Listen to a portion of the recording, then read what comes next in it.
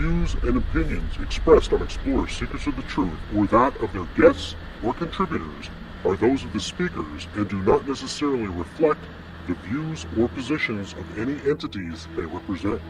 All information on Xplorers Secrets of the Truth is provided in good faith. However, we make no representation or warranty of any kind, express or implied, regarding the accuracy, adequacy, validity, reliability, availability, or completeness of any information on this talk show or website.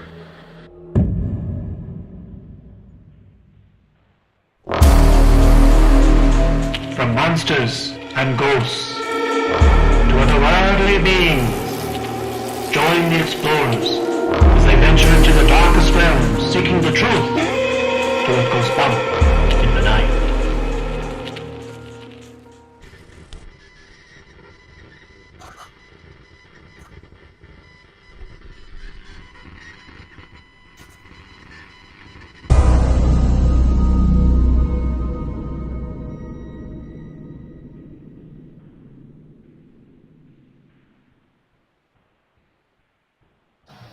Good evening and welcome to Xplorers Seekers of the Truth, episode 76. Sit down, relax, shake off the normal world, and journey with us to the other realms of possibility. Tonight I am joined by my best friend and co-host, Les Sincavage. Come with us as we explore and seek the truth about this world. How are you doing, Les? See, I didn't let you there that time. It really messed with you. Yeah, I know. Oh my gosh, I was expecting it, and then you didn't do it. You're a trickster. I'm doing pretty good, buddy. How about you? Pretty good. Just got back from Gettysburg on Sunday. Of course, now every time I come back from there, I get sick. That's not good. Yeah, every time, like 2 years ago, I came back. I ended up with my second bout.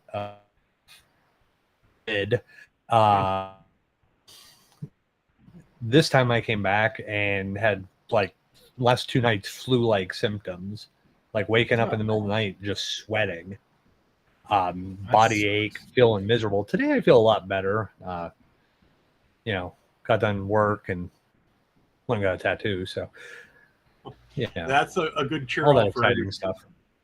Yeah. Well, that's good. That's good. I can't wait. I don't want to say what your tattoo is about, but I can't wait to see it when it's done. I can tell you that much. Yeah. I think once it's completely done and all colored in, I'll post some pictures of it.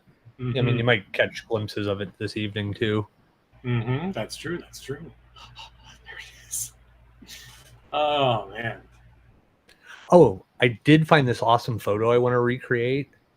Okay. It's me in a hat facing a Native American man in war paint. We will recreate that for you. That could definitely happen. Oh, I wanted to ask you, since normally I would have joined you down in Gettysburg, but unfortunately this year I couldn't because I had a project that I was working on for one of my clients. You did mention that there were quite a few new places to investigate. Yeah, they actually they opened the Jenny Wade birth house up to investigations at night. If you remember, that was Spooky's Cauldron, I think, at one point. They sold wine and stuff. It's up there on the corner up from the Red Doored house. Yep. They opened that up for night investigations. I don't know the cost on it. I didn't research that. And then one of the beds and breakfast, it was one of the field hospitals, and I can't remember the name of the house right now. It's famous because it was in a couple of the Brady photos. Yeah. They opened that up now to investigations. They cut down the beautiful rose bushes that they had out front. I remember.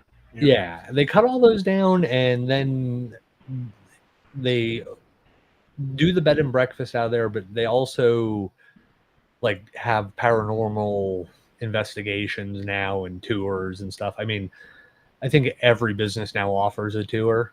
Mm-hmm. I think the churches offer paranormal tours at this point. Like, I mean, there has to be 4 or 5 new places offering tours. Well, that's kind of cool. I mean, maybe that's something that we look into in the fall, because I really wanted to come down and hang out with you guys, but at the same time, I didn't want to walk around in that heat. It was ungodly hot up here. I couldn't imagine how it was in Gettysburg. I mean, most mornings it was 80 and as humid as could be. Mm-hmm. I mean, I would start out the morning in a t-shirt and cut to a tank top. Yeah. 10 minutes after being outside, I'd be like, okay, yeah, I'm gonna go put on a tank top for a little, the rest of the morning. We stayed at the Braffington, which if anybody is looking for an excellent bed and breakfast, it's right there on York Street. Food is phenomenal. Ryan, his wife, and his mom own it. Super awesome people.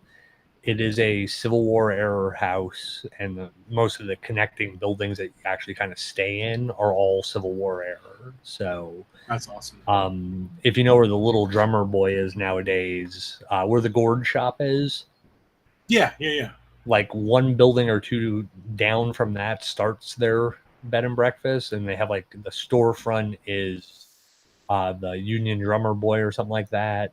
Mm-hmm. And there's rooms above that and behind it. And nice. It's beautiful. We always get the one suite, and I mean, it's got a walk-in shower with multiple heads. It's got a jacuzzi tub. Oh, wow. Yeah, it's got actually 2 bathrooms in it. The second bathroom also has a walk-in multiple spray shower head system. Really nice, and the people are excellent. The food is great. Like, they make it every morning. They kind of have a menu. You go in, you get to pick from 4 options, and with my diet, they actually catered to my diet. That's pretty awesome. Yeah, so they're good people too. They're really, really good folk there. Cool. Well, maybe this fall we could get into that same place and hit up some of those new spots and see what we could stir up. Yeah, definitely. I'm thinking September, October would be good. I agree. Yes, I think that would be perfect. Perfect weather. Actually, maybe we could book that same place for that paranormal conference that's going on down there. I think that's late September. Yeah, I think so. Yeah. So let's plan for that for sure, and then we'll take everybody with us. Maybe we'll do a show from the room that night, and we could talk about what we find. Like, if we do investigation the night before, we'll have a follow-up talk, and we could always go live on Facebook too while we're during the investigation too, to take people along with us. But as we always say every week, here's how you can find us when we're not out and about. You can find us on Facebook. You could find us on Twitter at Explorers Group, or X at Explorers Group. You can find us on YouTube during the live show. Comment underneath the show. It'll populate. I see Cindy's already commenting there. Thanks for commenting, Cindy, and thank you for tuning in as always. We should be able to see your comments live and get back to you live. So please feel free to indulge us with your comments.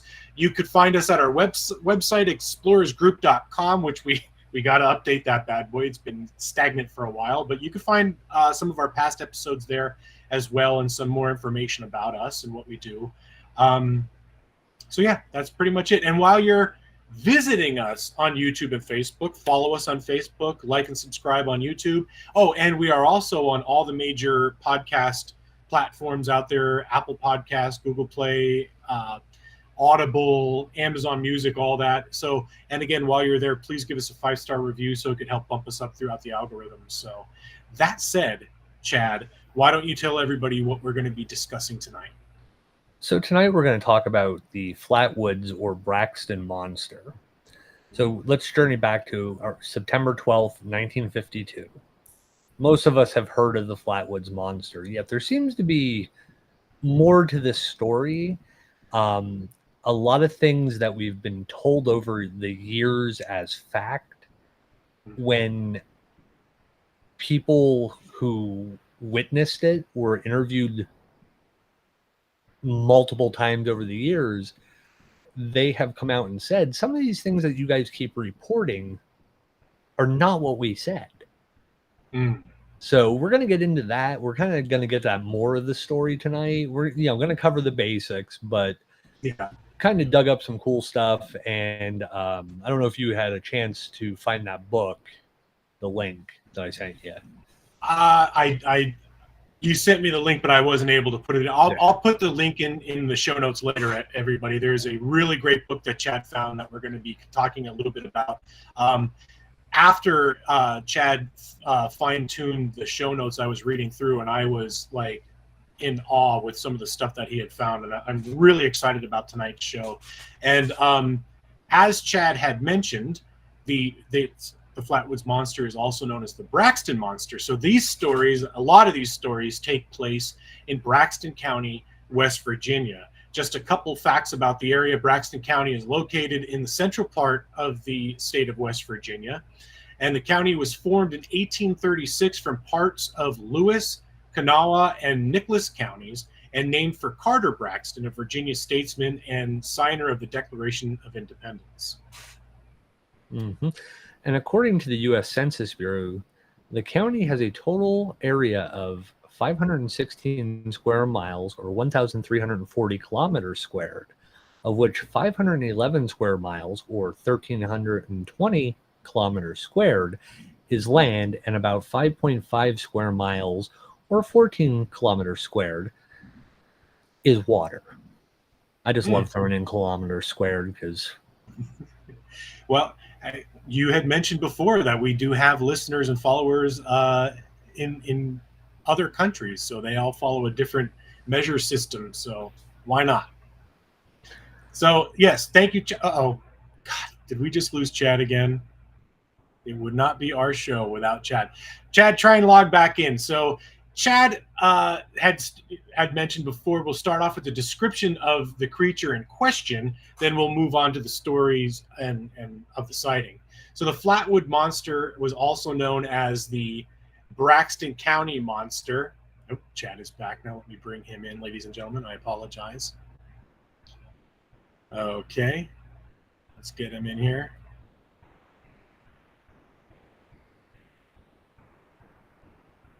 He'll be tuning in a minute, I'm sure. So yes, like we said, the Flatwoods Monster is also known as the Braxton County Monster, Braxy, or the Phantom of Flatwoods in West Virginia folklore, is a creature reported to have been sighted in the town of Flatwoods in Braxton County, West Virginia, as Chad had mentioned earlier, on September 12, 1952. Descriptions of the creature vary a bit, but the most notable comes from an article written in Fate magazine by known UFO author Gary Barker. He describes the creature as approximately 10 feet tall, with a round head, red face, a large pointed hood-like shape around the face, eye-like shapes which emitted a greenish-orange light, and a dark black or green body. Hold on, I'm going to bring Chad back in here again. We're going to give this another go. Hopefully it connects. And it's said to have a small claw-like hands and clothing-like folds and a head that resembled the face or the ace of spades. And it was also noted to have made a hissing sound and glided, not walked, towards the group who had witnessed the creature that fateful night. So during the encounter, the witnesses also reported smelling a nauseating, pungent mist. And I do have a picture that I want to show everybody that I found that is a pretty good representation of what the Flatwoods Monster looks like. Now, the hands on this illustration are more fingers and like a normal hand rather than claws, but you can see the ace of spades like hood that goes around the head, big round face, eyeballs, almost like a, I don't know if anybody remembers Spaceballs, but it kind of resembles like the Mega Maid robot at the end of the movie, where the body like floats down in this like metal folded dress, as you can see from the picture there, and it also depicts the green pungent mist that has been reported. We're going to give this another go and see if we can bring. Oh, there he is finally! Thank God he's back. All right, so that's a pretty much spot-on representation. And as we go through, I have a few other pictures that I want to share with everybody of firsthand sighting witness drawings and stuff like that. So I'll bring those up later as we get through. So, chat, cover your part of this. I'm going to try to. Yeah, hopefully we don't lose you again. Yeah. So let's talk about what actually took place that night. During the evening of September 12th, 1952, at around 7 p.m., a group of young Flatwoods residents, consisting of Edward May, Freddie May, Neil Nunley, and Tim Heifer, witnessed a huge bright light streak across the sky and then appeared to have crashed into a hillside on G. Bailey Fisher's farm.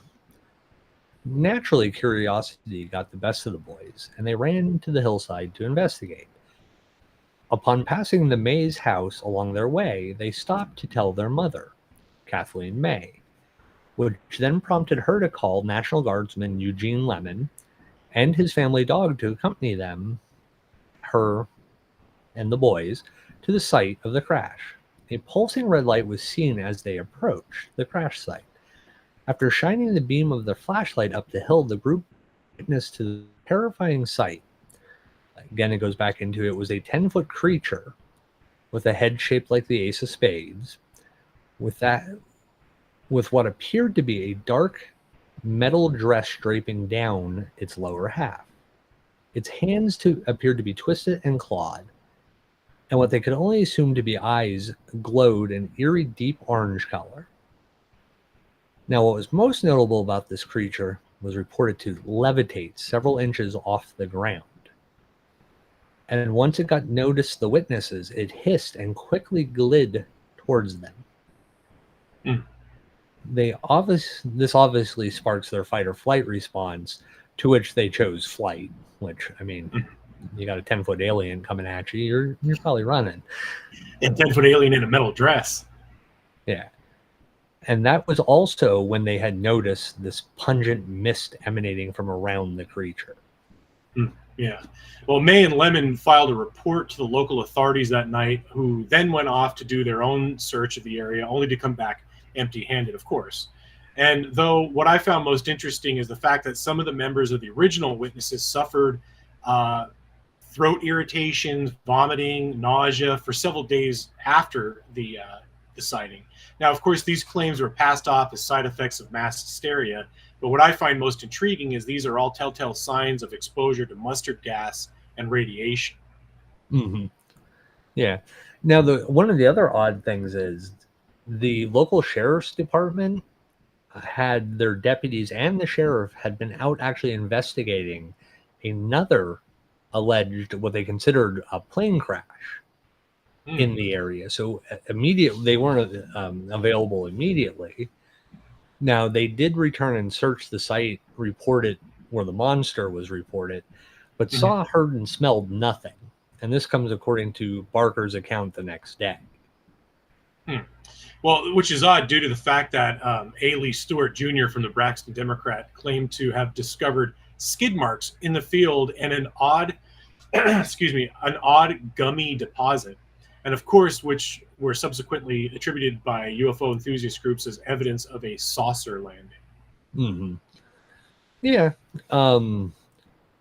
I definitely know the skid marks were mentioned several times over the years by the actual eyewitnesses, and they witnessed skid marks. Like, again, this goes back into one of those things where we're going to talk a little bit later, some of the stuff that doesn't, the narrative that is fed to the general public isn't necessarily the narrative of the eyewitnesses.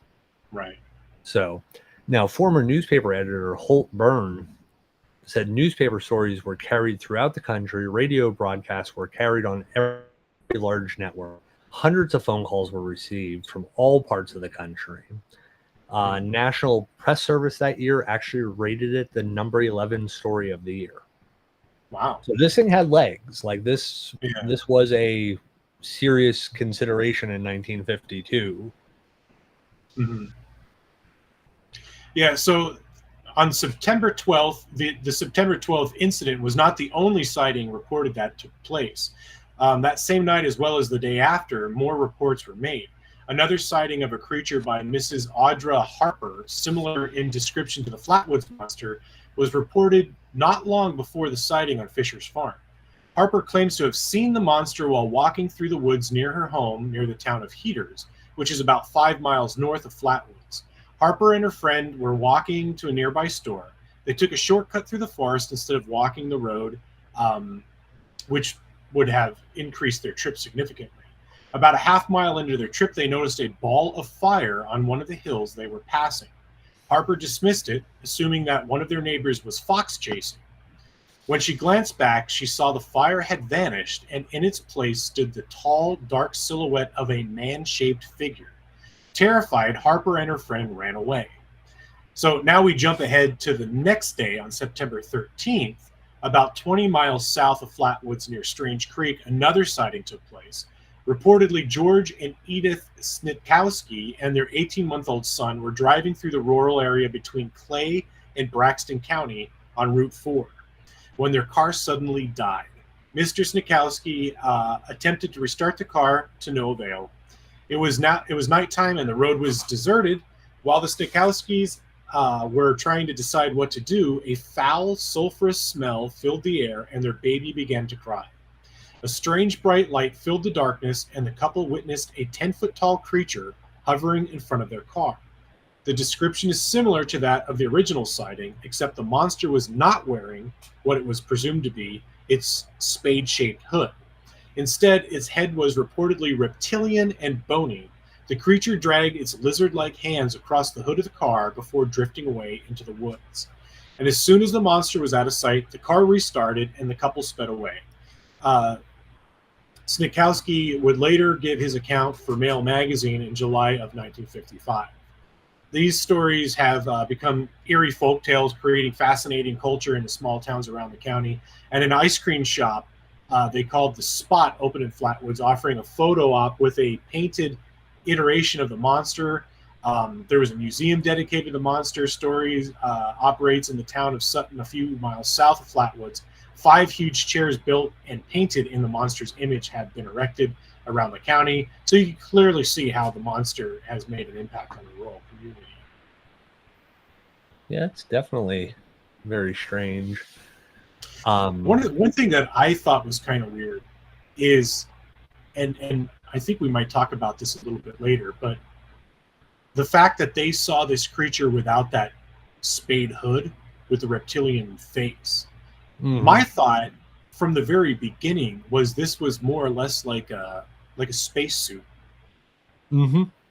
You know what I mean? And they just bore witness to what was inside. I guess after it was here and was able to acclimate to the atmosphere and realize it could breathe our atmosphere, it removed its mask, which I thought was really cool part of that story. Mm-hmm. Yeah, definitely. It definitely sounds kind of like it acclimatized to the environment and then could freely roam about. Mm-hmm. Now, some of the other strange stuff is like the people who actually came to investigate this story. Mm-hmm. Like there's just a random, and I've never been able to dig up this gentleman's name. He was a minister from Brooklyn, New York, came to question the May family. Like just random New York City minister from Brooklyn decides to drive to West Virginia to say, hey, what really happened? That is bizarre. Yeah, like minister, think about if he was dressed in his outfit. Mm-hmm. Men in Black kind of thing. Men in Black type thing. Where maybe at this point it's not as threatening because, hey, they're still developing their tactics on how to deal with witnesses. Right. You know, it's 1952. It's not 1960. Or even if it is, like, think about maybe post Roswell, there were intimidation tactics used. Maybe they realize, like, hey, present yourself as a minister, people speak more freely, and you'll get the information that we need to discredit them because they'll tell you stuff because you're a minister. Right. You know, I feel like it's like an incompetence kind of thing. Yeah, you feel more comfortable. You've got to figure West Virginia at this time is probably this family's most likely are religious, church every Sunday, you know, Wednesday Bible studies. So you think, oh, pretend you're a minister, you're from New York, Brooklyn. Yeah. Like, was this minister interested in something else, or was it a way to present somebody to gather information?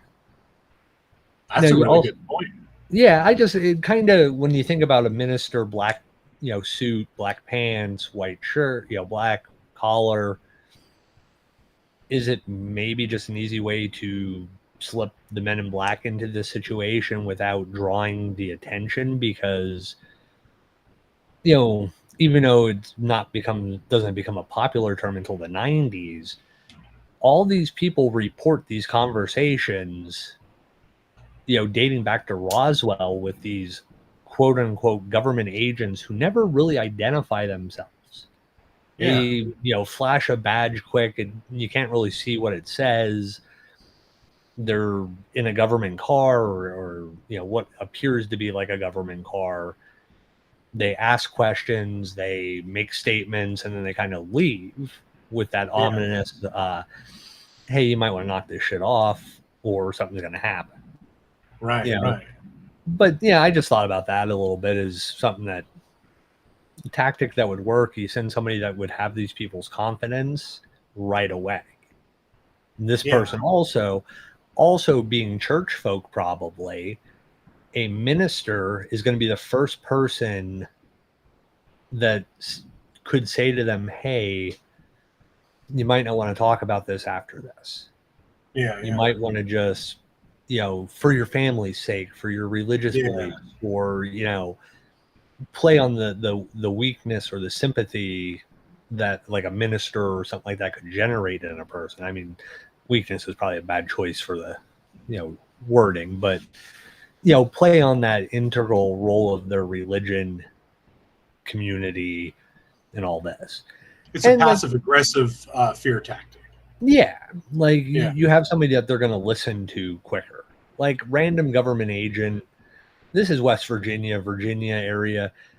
Man, the bootleggers and stuff like that, they're not afraid of the federal government. They're still running shine out of the mountains and stuff like that. They're not worried about it. They get caught, they get caught. Yeah. So you send men in black and they try intimidation. Maybe they don't make it out that night. Those people were never here. Why is there a car on fire out in the woods somewhere? Yeah. But you use the fear of God. Yeah, you use a minister who can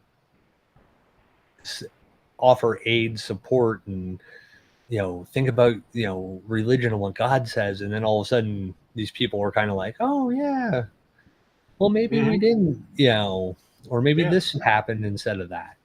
No, you'll get the absolute confidence from them pretty much. From that. That's an easy way. That's a really great theory. Yeah, I'll just trademark it. Yeah, that's right. Another Charles Worth theory right there, folks. Yeah. Now, the Pittsburgh newspaper sent out a special reporter. UFO and Freudian writers like Gary Barker and Ivan T. Sanderson also arrived to investigate. Yeah, for those who may just be tuning in, I have to give my little mid-show spiel here. You could join us live on Facebook and YouTube every other Tuesday, as you are right now. Comment underneath the show, and we'll be seeing it live. Cindy, you have a couple comments in there. We're going to get to them, I promise. You could find us on Twitter or X at Explorers Group, at our website at explorersgroup.com. And please, while you're on Facebook and YouTube, follow us on Facebook, like and subscribe on YouTube. And you can find us on all the big major podcast platforms out there. So while you're there, give us a 5-star review so it bumps us up in the placement and algorithms and all that fun stuff. So that is the mid-show break. I didn't mean to interrupt, but had to put that out there. Wow, and you did that almost at 9 o'clock. Almost, If we do an actual hour, that is the mid-show break. That is the mid-show break. Yeah. So let's look at Cindy's questions quick while we. Yeah, she says strange description and wonder what purpose of the glowing mist is.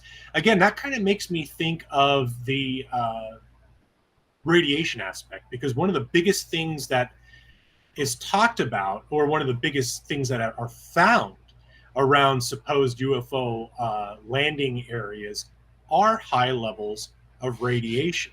So could the glowing could it have just been natural mist? Because I mean, it was a summer evening and stuff like that. I mean, it could be cooling off and the heat from the ground creating that low-lying mist, and the radiation could have just been contaminating that mist and creating a glow, or it could have been left over from the ship that might be in the background that they didn't maybe see from, they did see the glow that lured them there, but I don't know.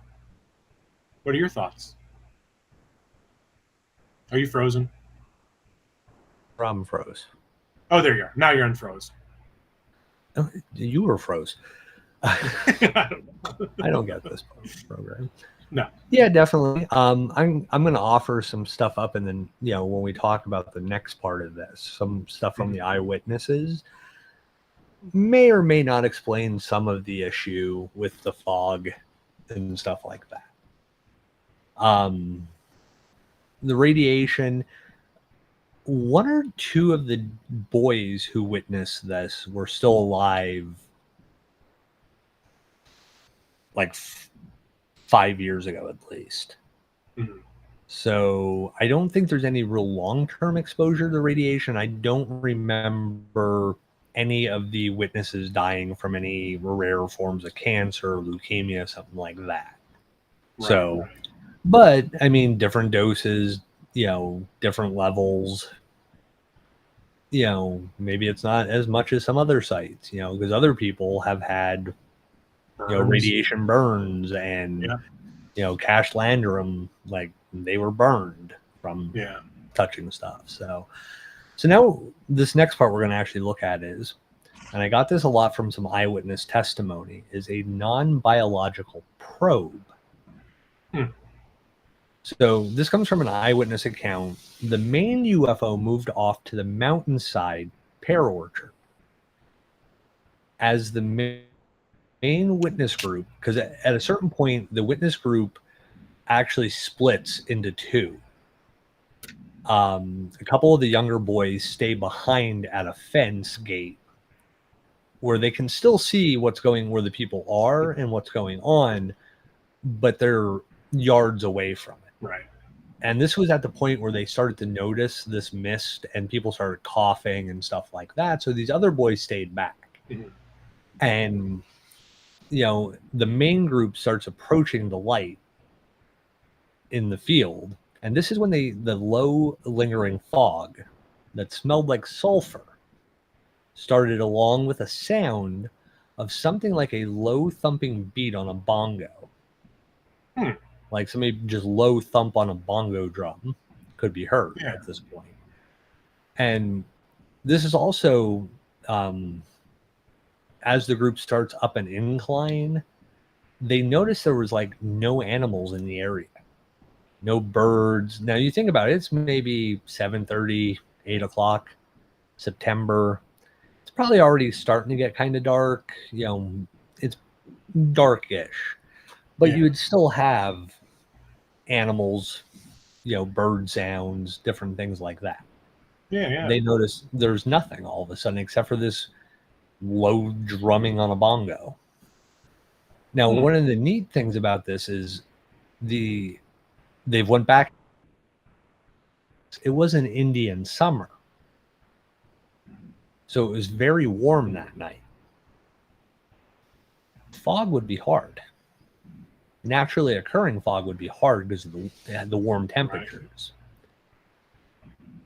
Now, one thing they noticed was smoke was coming from a white oak tree off to the left of this path as they come up this incline. And the witnesses began coughing and choking on this. The smoke was so thick at this point. It was just coming out of a tree? Like I said, this is the point. What's that? It was just coming out of a tree? No, it was coming from this, area where this tree is. This is one of the interesting things about this book. The author, he actually went to the eyewitnesses over the years with painting, illustrations, and went to the area where they had claimed stuff had been seen. And when he did, he would draw it out, sketch it out, paint it, and then take it to them, and they'd be like, "Oh no, actually, that tree wasn't there. there was a white oak tree here, and that's how this different they can kind of they use the oak tree and stuff like that as a reference point on some of it, and also a judge of height. So, and like I said, the group does split into two, and Miss May and Lemon approached the thick smoke. The kids stayed back with the dogs. The dogs, surprisingly, don't want to go any further also. So you have no animals, and the animals you bring with you now all of a sudden are like, yeah, we're not going any further. I'll sit over here. And, so the dogs, there's a wood fence that they all kind of stay back by, as the adults are still within the view of these kids, though. So, like, they can still crystal clear see them. It's not that great of a distance, and there's not that much of an obstruction. They just kind of have moved off from the kids. Right. Now, Miss May had said she heard the sound of bacon frying and a thump. So she heard like bacon sizzle frying and this thumping sound. And this was when about 12 foot up in the air, they could see eyes. Now, when they saw the eyes, they actually just thought, oh, it's a raccoon, because it's in this area where this tree is. There's a branch that comes out. They just see these eyes. So they're thinking, it's a raccoon that climbed up that tree when this happened. One of the things is they always kind of say, oh, they saw an owl. I think that's how Project Blue Book wrote it off, it was an owl. They weren't used to owls. I'm going to bring this up later, but the eyewitnesses have testified in interviews that they had never claimed it was an owl. The first set of eyes they thought they saw was a raccoon. Somehow, in the stories that get handed down over the years, it becomes an owl. And when they which is a very typical write-off with a lot of UFO. Yeah, I'm going to get back to that. Yeah. I want to jump on that topic so bad. This is when the thing begins to actually light up and lift off over the ground. So they're actually seeing something at this point, these eyes, but the whole thing starts to light up internally. So they're seeing like a light coming from the inside out. Miss May was quoted at this point, in her story, is it lit up like a Christmas tree once their flashlight hit it. It shot beams of light out of the eye area. Now, some of the people have said that it wasn't eyes, it was portholes. Oh, okay. So I couldn't hear what you said. You were cutting off. Oh. What'd you say? It was portholes? Yeah, portholes. Yeah, port. Which kind of lends that thought of when you said about the lizard creature. It kind of lends some, credibility to it. Is this some kind of like probe thing with something inside of it, or is it really just a hovercraft, a because like I said in the beginning of this, the spaceship that they see, the flying saucer, had moved off. They saw that. They saw something fly off to this pear orchard on the side of the so they knew whatever was the main thing they had saw wasn't there anymore. Right. So they were kind of going to investigate, is it, the woods on fire and stuff like that. So they basically had called it like a hovercraft, basically saying the waist would foot across and then the bottom flares out to about 4 foot with pipes running around it.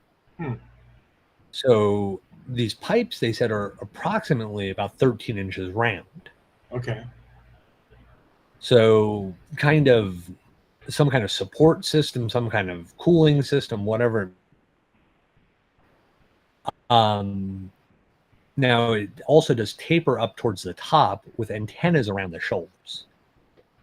The head is in a black cow-like hood with an internal helmet of red with portholes for eyes. And they again had said it lit up from the inside, glowing with light shooting out the portholes, similar to like a jet fighter. That is very interesting. Yeah, so this is coming from their stories that are kind of, mixed and muddied over the years, and kind of create this whole other myth of like, oh, this was an actual alien or something like that. Yeah. They're saying like this thing had tubes running around it. Kind of reminds you of some kind of like Star Wars like probe droid or something. Yeah. Now, at this point, it clears the 4-foot decline to Miss May. She was within about 5 feet of it. And when it got within that distance of her, she said she barely came up to its waist. And she was a 5-foot woman, maybe like 5'3". So she barely came up to its waist. I could bring up that one illustration if you want of sure. The man standing next to it. Yeah, just to kind of give you the depiction of what they saw and its size compared to a person. Yeah. So yeah, you definitely can see like even the cowled hood is probably half that human body, at least. So one of the things she mentioned, and some of the other witnesses have mentioned, was it was leaking a grayish black oil-like substance, and that it seemed almost like it was possibly overheating. And she actually said some of it hit her hat and her uniform. She was a hairdresser, and back then hairdressers, especially with companies, actually wore a specific uniform to cut hair, and she had just like gotten home from work at this point, so she still had her uniform on.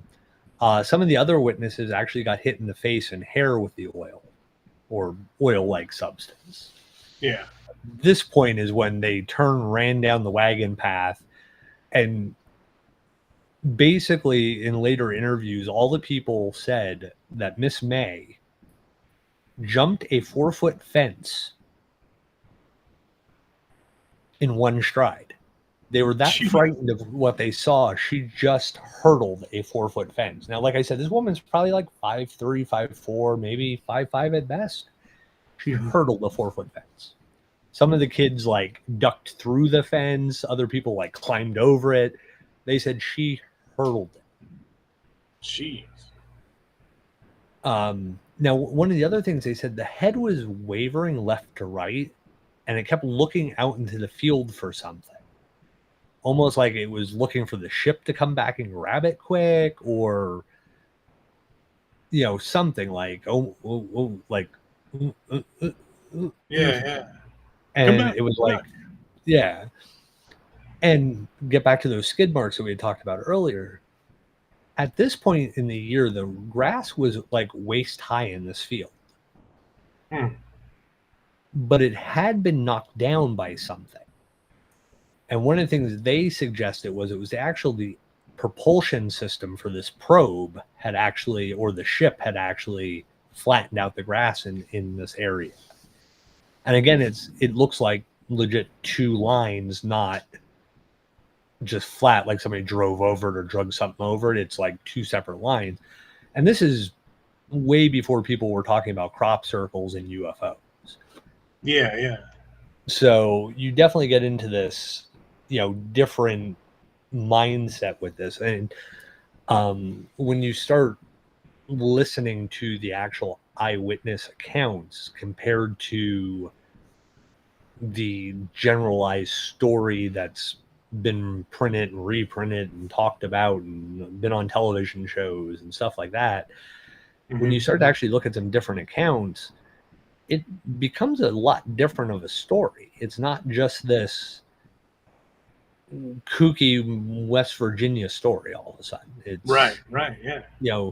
This is something, and they they had basically said, like I had mentioned earlier, like the sheriff's department was out investigating another airplane crash at that point, that they never found a crashed airplane. So this sounds like a night of several of these things being spotted, not just one. Right. You know, people reporting seeing it going down in other areas across the valley, over the hills, and yeah, you can misidentify some of that, but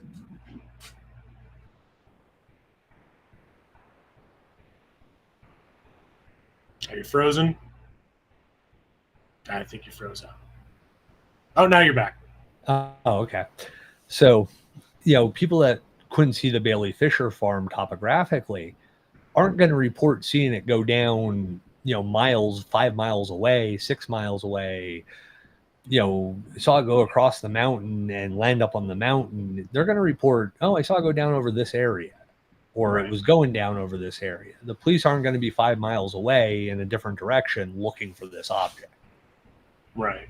So one of the interesting things that you had mentioned is like of it being like a probe. So that you have these crafts coming down and almost dropping off these, I'm just going to say reptilian aliens or whatever, reptilian beings in these space suits, for lack of better terms, or, and they are the probe. They're probing the area to see what they could find, to see, what they could take back to their ship. And maybe that's why it kept looking like, oh crap, I was just supposed to collect information and they were going to come back.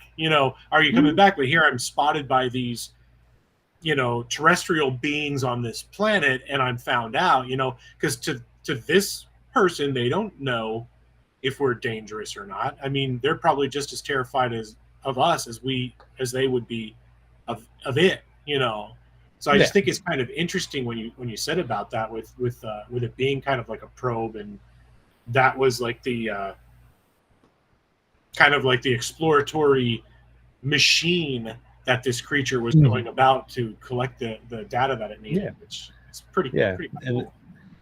And then once it realized either the suit overheated and it could exist in our environment without the suit, it moved freely and was seen in other areas. Right. Or it could have been other. Yep.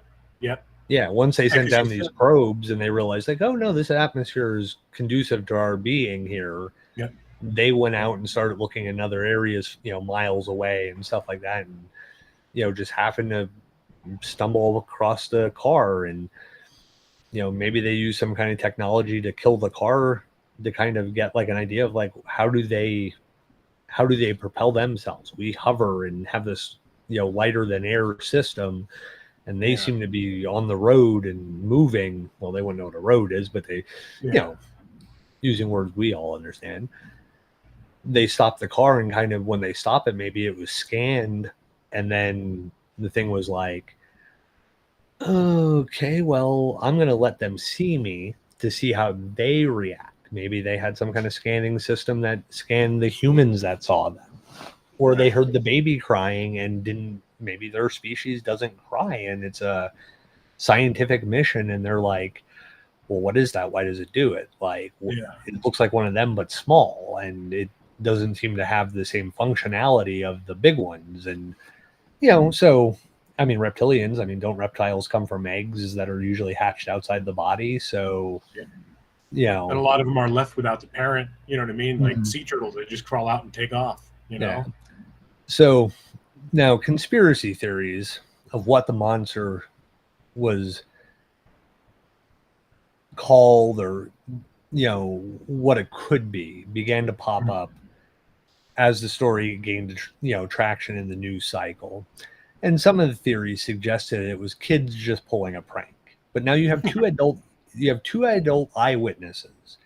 You have several calls to to the sheriff's department in the area for downed aircraft. Right. So they tried to kind of, again, go back to, it was an owl. They tied it in with other stories around the country that were about the same time. One of the Burns, Holt Burns, has reported. And this was the age of the space race, so there was a lot of interest in interstellar crafts. This was also not that long after Roswell. Sure. This was the time of Sputnik, and things like that were getting ready to take off. Mhm. So it becomes very forefront in people's minds at this point, like these space probes and spaceships, and can we go to Mars, and all those sci-fi movies about mission to Mars and all this stuff start popping up around these times. So people were thinking it was just, maybe it was mass hysteria, maybe it was just fake, and maybe it was just made up. Right. But like these families, they really didn't profit from this. Yeah. Like, yeah, they talked at events and stuff over years, and they were interviewed and stuff like that, but they didn't personally profit. It's not like being the hairdresser who saw the alien got you more business. Being the Right. National Guardsman who saw an alien doesn't help your career. True. Well, oddly enough, though, the bright light that wasn't just talked about in West Virginia, the Bucktail Scenic Byways, runs up along the Susquehanna River and in northern Clinton County. It's also along the border between Dark Skies Landscape and Elk County landscapes of the Pennsylvania wilds. And right in the spots is where the people in the PA wilds encountered the Flatwoods monster, at least the meteorite that may have carried him. And we saw it before anyone in West Virginia did. The headline hit from the front page of the Renovo Daily Record on September 15th, 1952. Dry's Run folks spot flying saucer. Dry's Run is a tributary of the Susquehanna River in northern Clinton County. Several people saw an object pass over going from roughly northeast to southwest, the exact course the meteorite in West Virginia would have taken. So there it just goes to show that it came, it came through Pennsylvania first before it traveled down into West Virginia. So obviously this thing is tracking from a great distance. Yeah, and this Dry's Run people saw a flying saucer pass over as part of this article. Was one of the witnesses to the strange object in the sky was Miss Ernest C. Crosley. Said it was silver colored, just like a star, and it appeared to be just about the size of a pie pan. Well, how far away was she? You know what I mean? Exactly. And also the size of a pie pan or the shape of a pie pan. Mm-hmm. UFOs back then were generally flying saucers. If you think about a pie pan, kind of give you the idea of the look of one. Right. So. Well, yeah, for sure. And there was a lot of hoaxed photographs from back in that time frame too, where they would actually use the frisbee pie plans, and throw it up there, and try and snap a picture. So at about 6:30 p.m., a crowd of about 20 people saw the object pass over. In 1952, UFO sightings were not exactly unusual in Clinton County. Piper Aviation had some classified government designs and were testing them, which often caused UFO reports. But this one didn't fit the usual description. A man named Bill Hritzko saw it first, sitting in a nearby porch with some friends. A crowd at the Green Lantern Tavern gathered outside to watch the object fly over, right beside today's Elk Scenic Drive. Crossley reported that they couldn't tell whether it was spinning or not, and a man named Harry Stout said he thought he heard it making a noise, but nobody else reported sounds, which is unusual to think about what we discussed, during episode 71, the hum. Some people were driven to the brink of madness, from this mysterious hum sound, while others didn't hear anything at all. Yeah. So kind of, to that point, well, maybe some people were hearing it while others weren't. But this was almost an hour before the bright unidentified object crashed down in West Virginia, and the witnesses saw the Flatwood monsters emerge from the trees nearby. Police were notified, and the publisher of the local newspaper went out to investigate, but the monster was never found. Of course, like we said before. Yeah. So, my major concern with all these cases is what the hell have owls ever done to humans for us to blame them for every one of these sightings? We always blame owls or cranes.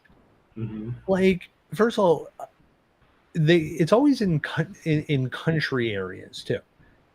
I Right. hate to say it, but country folk would know what an owl looks like. They know what other fowl look like. Oh, yeah. Yeah, you might see one random crane that you're like, oh, that's a little bit bigger than normal, but you know it's a crane. Right. Like, oh, that's an owl, or oh, that's a crane, or that's a this kind of bird, or that. You generally know these things. Mm-hmm. Like, I mean, I grew up in a small town, and then I lived in the woods. Yeah. I know what animals are. I know what animals I recognize from being natural, fauna of an area, and the ones that don't fit in. Right. So to say it was an owl, and we always just do this, even UFO abduction things, always come back to people seeing owls. Yeah. Oh, there was an owl. There was an owl. There was an owl. I'm like, what the hell have owls ever done? Or is this like the one thing like the aliens are sitting there going, look, the owl shit on our craft, which is weird because they puked the shit. So yeah, it vomited up its food carcasses on our ship. So from now on, we blame them. Mm-hmm. It's like a pigeon. Pigeon shits on your car. You hate all pigeons. Right. True. But true. It all of a sudden has become the scapegoat for the Mothman, the Flatwoods monster, all these other creatures. It's like, oh, it was an owl. It's like, you're talking to country folk. They know what an owl is. They know what a crane is, especially like here and then out in Point Pleasant and stuff like that. You live by the water. You know what a crane freaking looks like. Right. Right. Like, you may see a crane in a spot you wouldn't expect to see one, but you know what they are. Mm-hmm. You know what an owl is. Yeah, no. Could it be bigger than normal? Yeah. Could it be 10 foot? No. No. Yeah. I mean, the amount of detail given by these witnesses, mm-hmm. You know what I mean? I mean, they're talking about the spade hood. That's not fitting in an owl description. You know what I mean? Yeah. I mean, you have rounded faces and whatnot, but they're not red faces. They're not a giant spade shape. They're not big glowing, greeny orange. No clawed hands. You know what I mean? And and the just even the shape, like, and to your point, 10 feet tall, and it's spitting out oil and stuff like that. And come on. Mm-hmm. Yeah, it's always owls. I feel bad. I like owls. My grandmother always had owls in her house, and now I have this thing for owls. So I just feel they get an unfair rap as the alien predator bird. That was during the home interior days when we were little. When there was always those macrame owl things, and then the paintings of owls. Yeah, owls were big back then. Oh, she had the statuettes of owls. Her clock in her kitchen was in the middle of the mama owl's belly. And then there was a branch that it was sitting on, and there was 2 baby owls sitting with it. That was her kitchen clock. I remember it to this day. I think my mom. I think my sister may still have it. Yeah. But yeah, that was her whole thing was owls, and I never really asked her why, and I guess I probably should have, but never did. But she always had owls, and she had owl figurines and owl I think Avon had candle holders that were white owls that had the candle holder in the top of their head. She had those. Yeah, she just loved owls, but I just feel bad because owls get blamed for everything. Yeah, I don't know, man. I don't know. It does definitely seem to be the most common scapegoat. So do we want to talk about the museum, the Flatwoods Museum? Or did you freeze again? Oh, now you're back. Yeah, yeah, it froze. So do a little ad for the Flatwood Monster Museum. Ladies and gentlemen, children of all ages, visit the Flatwoods Monster Museum located on Main Street in downtown Sutton. just 2 miles from exit 62 on I-79, the museum has been featured in such programs as Small Town Monsters, The Flatwood Monster, Legacy of Fear. That's right, folks. Displays include a one-of-a-kind collection and artifacts, historical items, memorabilia, books, and more. Admission is free. Souvenirs such as shirts, stickers, shot glasses, and lanterns are also available for purchase. The museum also acts as the Braxton County Visitor Center, with area brochures and travel information to help you with the rest of your stay and your trip in Braxton, West Virginia. Very good, very good. We should have got paid for that. Yeah. Well, I mean, it's a free museum. I don't think they're going to pay us. Yeah, that's right. That's right. Actually, that's a really good point. I mean, free admission, like to your point, it is a visitor center, so you're going to get other information. But the fact that it is free admission to see all the stuff that is on display there, which actually, I think this is one of the things I'm going to show here. This was from the Gazette, a photo from the Gazette with two of the witnesses and the original sketch of the Flatwoods monster that we had shown earlier. That could be seen and found at the museum, and we also have a small newspaper clipping of Miss May and the kids that were the witnesses back in 1952. Yeah. All stuff that you could find at the Flatwoods Museum. Yeah, if you're ever in Braxton, West Virginia, it'd be well worth checking it out at least. I mean, you could at least say you went there, buy one of those lanterns with the glowing eye things and take that home and put it on a shelf somewhere. So, kind of found this interesting article. We were talking about some issues with witnesses and stuff like that. And this comes from livescience.com. It's a UFO report on human biological injuries. Encounters with UFOs have reportedly left Americans suffering from radiation burns, brain and nervous system damage, and even unaccounted for pregnancies, according to a massive database of the United States government report recently made public through a Freedom of Information request. The database of documents includes more than 1,500 pages of UFO-related materials from the Advanced Aerospace Threat Identification Program, ATIP, a secretive U.S. Department of Defense program that ran from 2007 to 2012. Again, this is some of the people that you saw testifying in front of Congress a year ago. And despite never being actually classified as secret or even top secret, the ATIP only became known in 2017. Actually, it's that long ago, when the former program director, Luis Elizondo, resigned from the Pentagon and released several now infamous videos of unidentified aircrafts moving in seamlessly impossible ways to the media. Shortly after this, ATIP's existence was revealed. The United States outpost of the British tabloid The Sun filed the FOIA request for any and all documents related to this program. 4 years later, on April 5th, 2022, the U.S. Defense Intelligence Agency honored the request by releasing the 1,574 pages of material to The Sun. I would love to rifle through that. Yeah.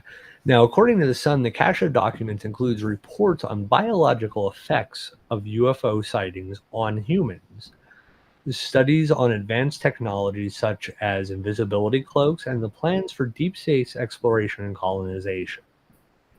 Some portions of the documents were withheld in part for privacy and confidentiality concerns.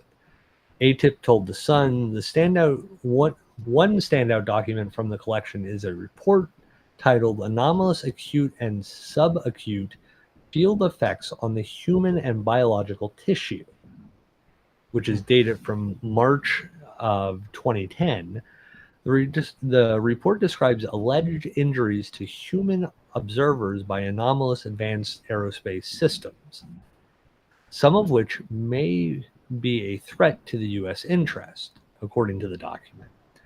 The report describes 42 cases from medical files and 300 unpublished cases where humans sustained injuries from alleged encounters with anomalous vehicles, which includes UFOs. So they make a differential there. In some cases, humans showed burn injuries or other conditions related to electromagnetic radiation, the report said. Some of them appearing to have been inflicted by energy-related propulsion systems. The report also notes cases of brain damage, nerve damage, heart palpitations, headaches related to these anomalous vehicles. Jesus. Then I must have seen a UFO, because I have pretty much all those side effects. Heart palpitation, headaches, nerve damage, brain damage. But I've had that since I was born. Yeah.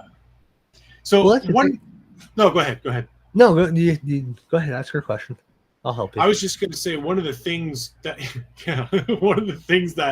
I find interesting with a lot of these UFO reports, as we had mentioned before, is there's always that trace or a little bit of radiation residue left behind at a lot of these locations. And what I find a little further more interesting is there's a lot of reports of UFOs over nuclear facilities, missile sites, and stuff like that. So it almost kind of begs the question, are they, because some people say, oh, they're coming down as a warning, or they're monitoring, or they're doing this.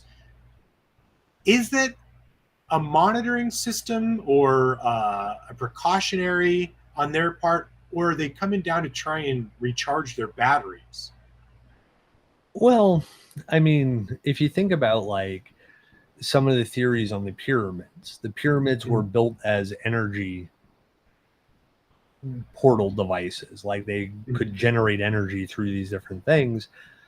Yeah, I mean, if you know this planet has the source of your fuel or components to, like I've always said, like we always say, oh, we can't have aliens because for them to get here, they would have to be so much more advanced than us, because we assume they started out at the same evolutionary point. Right. Like we had fire, and fire led to this, and then that led to this. Well, what if they started out with their planet has an element that naturally is a nuclear, device, like it naturally emanates this energy, and they realize very early on, like if I put this plate over this rock, the plate levitates, but also when I put my food on top of it, it also gets hot, and I like hot food, so I put this plate over here and I eat. And then this, like the stoned ape theory where humans started eating mushrooms, well, all of a sudden they can eat hot food, and maybe this jump starts their evolutionary process, where we went from scavenging, eating berries to eating meat, and then we also learned how to barbecue. Right. Well, if they started, their first steps were at barbecue, they're well into how to make the perfect steak. Right. We're still on the, hey, I like my salt, I like it buttered, I like this, I like that. They're like, look, this is perfect. Right. We're already starting at a further ahead point. So, maybe it's not that they use our nuke systems as energy, but maybe it's a component in their propulsion systems. It's go ahead. I'm sorry. Or maybe the radiation is something they need, that our type of systems generate radiation, so maybe this radiation that it generates is actually what they harness to use in their system. Right. That's true. Or to go back to what you were talking about before about, we just assume that they're starting at the same evolutionary starting point as we did. Maybe they did start out the same way we did, but they started out a billion years before us. Yeah. You know what I mean? Also, so they're just that much. Go ahead. Yeah. They could have started out in an area where all the planets were inhabited by living beings. Right. And the first ones, made the jump to traveling to the other planet, and then, hey, we taught them how to build ships, and now we found this element on their planet that makes our ship better. Yeah. Like, so they could be billions of years ahead of us, and they also could be from a region of space that has multiple life supporting planets with better elemental things, or things that we have here that it took us hundreds of years to get to, or thousands of years to get to. Maybe they already naturally have that combined elemental thing. Right. Also, think about it. We talked about lost history. What if we're older than we think we are? We just lost a lot of the technology, or the technology was taken from us, or the people who had the technology left here, went somewhere else. So all of a sudden we went from this super advanced civilization to the Atlas Shrugged thing, where all the top end people just went, they're all savages, let's leave them. Yeah. So now they're if we are older than we think we are, we always say like, oh, modern man this day to this day. Well, if there was a society that was advanced before us, or even two or three, maybe we're the leftover byproducts of them, and all the good ones, maybe we had a million-year run prior, estimating here, Yeah. but a million-year run of advancements that, we're only 250,000 years old, but we don't see anything from a million years ago from our own advancements. It could have been destroyed. It could have left the planet.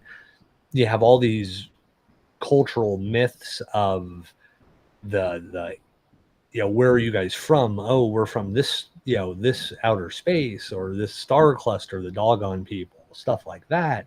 Native Americans all have legends of coming from the star people. Right. Norse mythology with the different realms and stuff like that. So different realms could just be different planets. Yeah.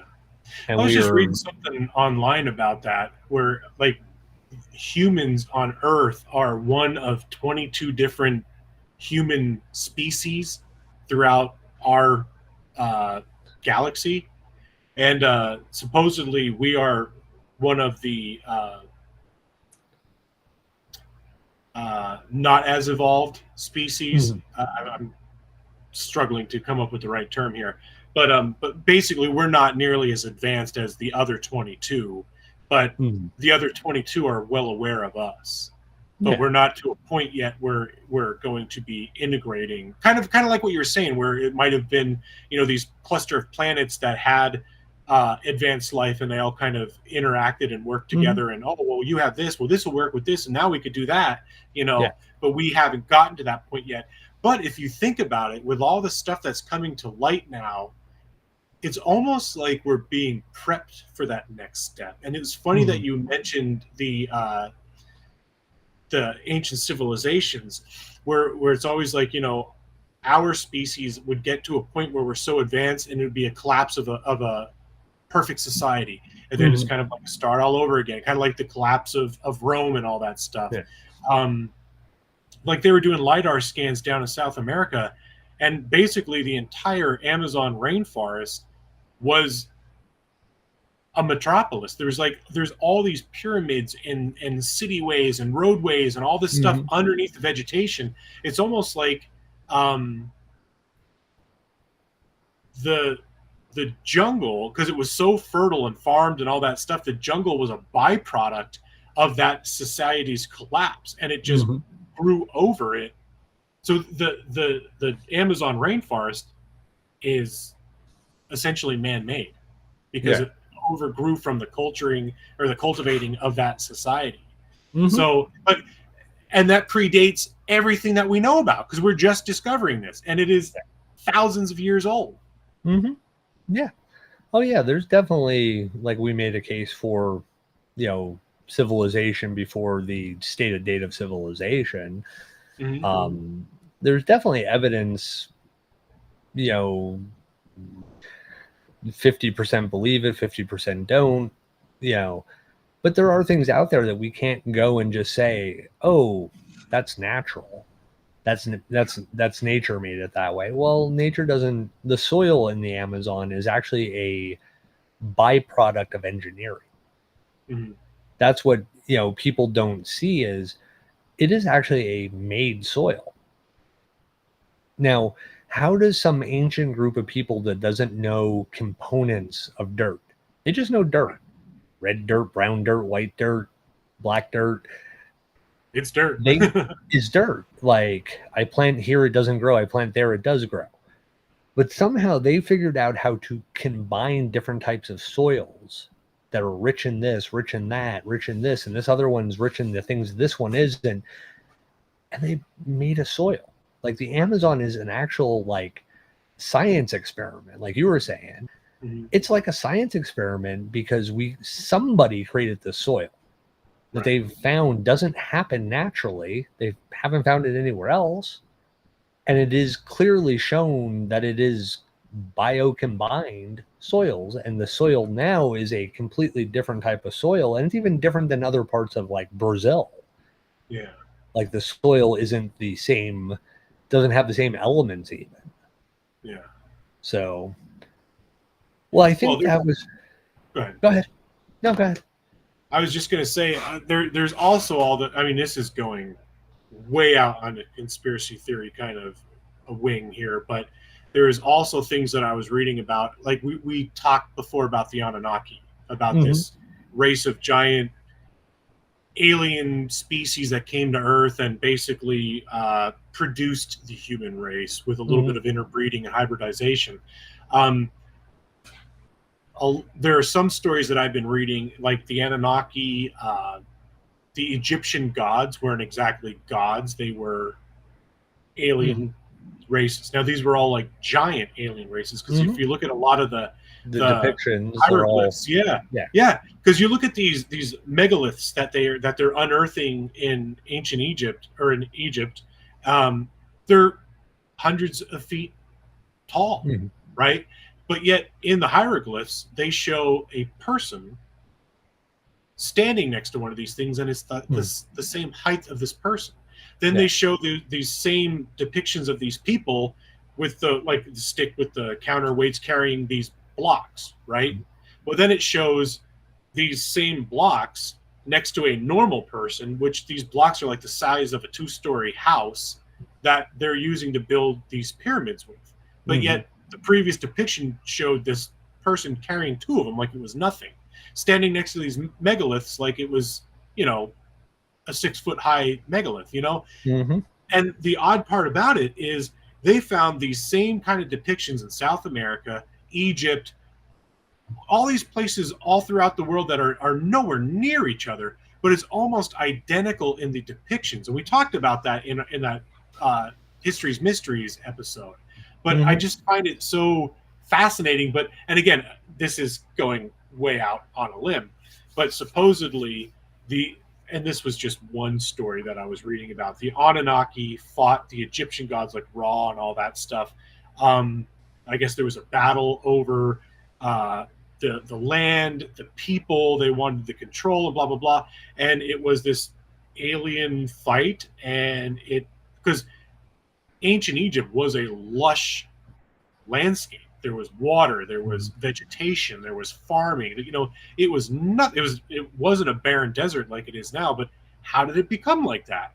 How do you just lose that? Supposedly, these beings had this battle, and they had this advanced technology that they had this war with, and it just depleted the entire area of all of its natural resources, and that's how it became that way. Again, it's going way out on a limb, but it's just shit that I'm reading out there, and some of it is just, God, you fall down this rabbit hole and get so engulfed in it. Not that I believe in it, but I'm just fascinated by some of these stories, and it's just it's crazy. Oh yeah. Yeah, well, every 10,000 years the Sahara Desert becomes a lush, fertile, water-filled, like, mega awesome place, right? There is the science behind that. No, it's been proven. They have the riverways and stuff like that, but it's every 10,000 years there's a switch, and it becomes this lush jungle with rivers and lakes and stuff like that. Now, I There's wonder, is no that a shifting riverbed. of the axis of the poles? No. Because supposedly we're due for a pole shift. Yeah. I don't know if I buy all that, but I mean, pole shift, a couple degrees is technically shifting. I think sometimes people think pole shift and they think north becomes south and south becomes north. Right. I don't know if that's necessarily the truth there, but have we talked enough about soil talk on our new Soil Talk podcast?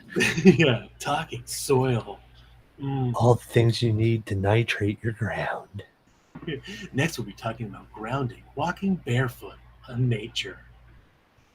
Well, I'll tell you what, though, we are well past our hour, and I think we covered a lot. So one of the many things that I loved about this show tonight was all that additional information that you were able to dig up. Now, as Chad mentioned earlier in the show, there is a book with all these eyewitness encounters like that are totally off the norm of what, because we started the show with your common tales or your typical stories or the most popular.